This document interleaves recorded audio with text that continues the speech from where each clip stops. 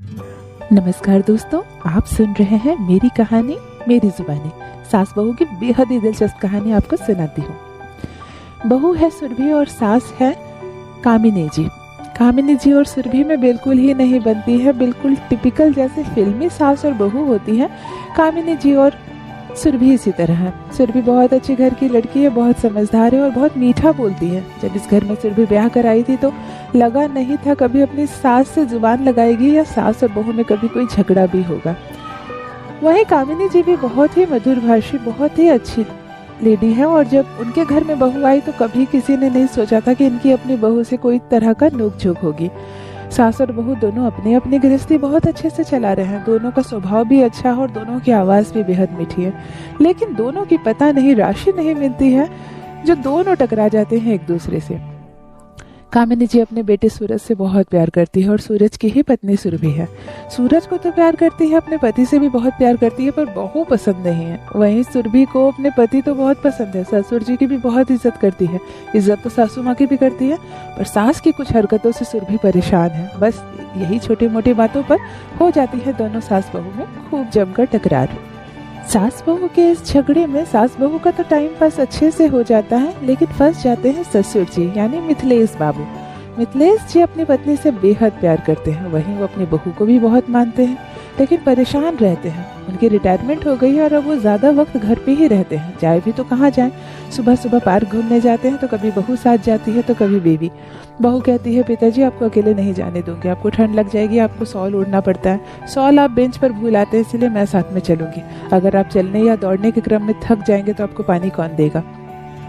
इसीलिए ससुर के साथ कभी बहू जाती है और बहू नहीं जा सकती है तो सास जाती है। पर मिथिलेश जी के साथ कोई भी जाए, जब बहू जाती है तो पूरे रास्ते मिथिलेश बाबू को अपनी पत्नी की शिकायतें सुनने को मिलती है। बहू इतनी शिकायतें करती हैं, पिताजी माँ को आप समझाते क्यों नहीं है? माँ ने मुझे ऐसा कहा, एक बात है जो आपको बता रही हूँ, माँ को मत बताइएगा। इस तरह की बातें सुनते सुनते मिथिलेश बाबू पार्क जाते हैं और पूरे रास्ते सुनते ही सुनते वापस आते हैं। वहीं जब पत्नी जाती है उनके साथ तो पता नहीं 75 तरीके की शिकायत लगाती है अपनी बहू की। हमें क्या नसीब फूट गए थे जो हम ऐसी बहू लेकर आए हैं अपने घर। एक ही तो बेटा है हमारा, हमने सोचा था कभी पढ़ी लिखी अच्छी बहू लाएंगे।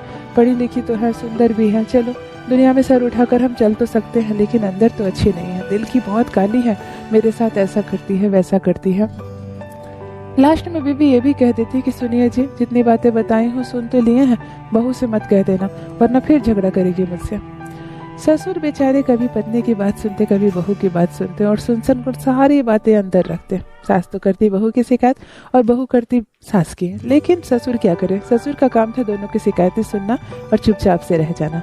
वहीं सूरज को इन सब बातों से कोई दिलचस्पी नहीं थी, वो सिर्फ अपनी दुनिया में ही बिजी रहता था। एक बार सासू माँ बहुत तेज बीमार हो जाती है, उन्हें मलेरिया हो जाता है। पहले तो मलेरिया का पता ही नहीं चलता, 3 दिन बहुत बीमार होने के बाद सुरभि कहने लगती है मम्मी जी इस तरह से दवा खाने से कोई मतलब नहीं है, केमिस्ट के यहाँ से दवा ला के खाना भी ठीक नहीं है, आप एक बार ब्लड टेस्ट करवा लीजिए। सासू माँ कहती है मैं अकेले नहीं जाऊंगी और खून निकालेगा तो मुझे बड़ा डर लगता है। सुरभि कहती है कुछ नहीं मम्मी, उंगली से 1 बूंद खून लेगा, चलिए मैं चलती हूँ लैब आपके साथ। सुरभि जाती है माँ जी के साथ, ब्लड टेस्ट करवाती है और शाम तक रिपोर्ट भी आ जाती है। ये क्या PVRT मलेरिया? बिल्कुल आपको आराम करना है। डॉक्टर के पास लेकर जाती है बहू सास को और उन्हें अच्छे से दवा दिलवाती है। डॉक्टर कहते हैं दवा तो खाना ही है लेकिन साथ में भरपूर आराम चाहिए, 10 दिन कंप्लीट बेड रेस्ट करना पड़ेगा आपको। कामिनी जी 10 दिन बेड रेस्ट करती है और बहू जम के सेवा करती है, सब भूल जाती है सास की शिकायतें करना और उनके बारे में कुछ इधर उधर बोलना।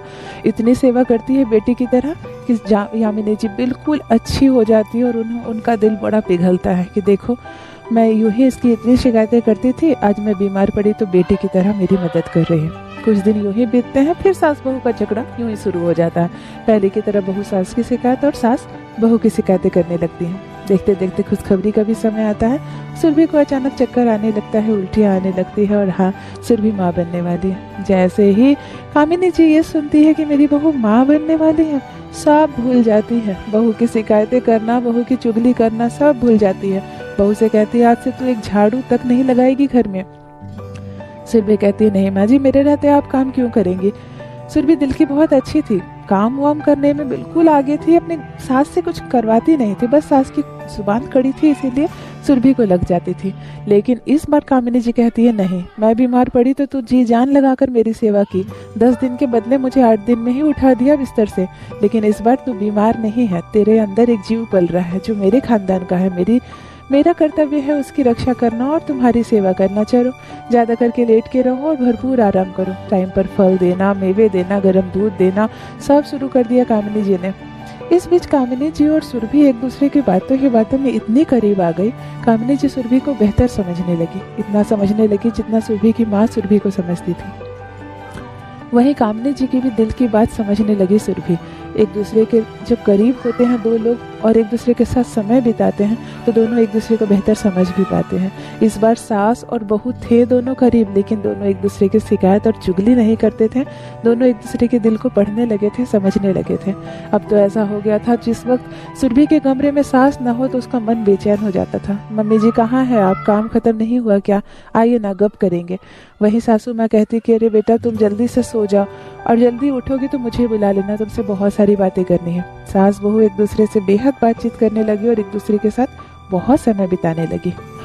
इन सब चक्करों में कब मिथिलेश बाबू किनारे हो गए उन्हें पता ही नहीं चला। कमरे में बेचारे अखबार लेके अकेले बैठे होते।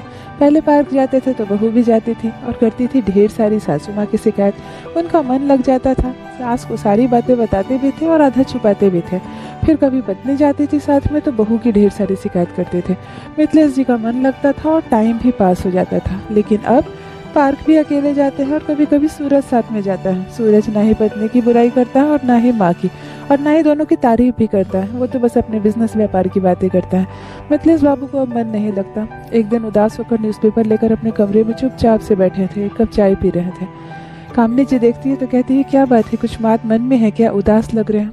ससुर जी कहते हैं, क्या करूं, उदास तो हो ही जाऊंगा।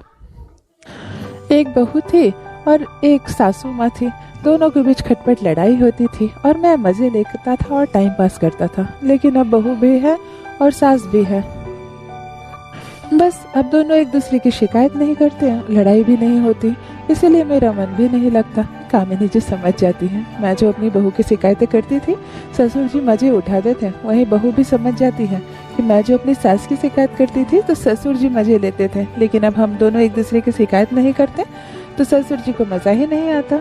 लेकिन देखते ही देखते कामिनी जी और सुरभि एक दूसरे की इतनी करीब आ गई कि शिकायत तो दूर, अब दोनों के मुंह से एक दूसरे की तारीफ निकलती है। चलो, ससुर जी को अब कुछ और भी सुनने को मिलता है। जब बच्चा हो जाता है तब सुरभि फिर से तैयार हो जाती है ससुर जी के साथ पार्क जाने में। समय बदल गया है, सुरभि अपनी सासू माँ की तारीफ करते करते जाती है, वहीं जब सासू माँ जाती है ससुर जी के साथ तो अपनी बहू की तारीफ करते जाती है। ससुर जी का मन फिर से लगने लगा है और सास बहू की शिकायतें अब बदल गई है एक दूसरे की तारीफ करने में। आशा करती हूँ दोस्तों सास बहू की दिलचस्प कहानी आपको पसंद आई होगी। मेरी कहानियाँ पसंद आए तो चैनल को सब्सक्राइब जरूर कीजिए। बने रहिए मेरे साथ। आप सुन रहे हैं मेरी कहानी मेरी जुबानी। धन्यवाद।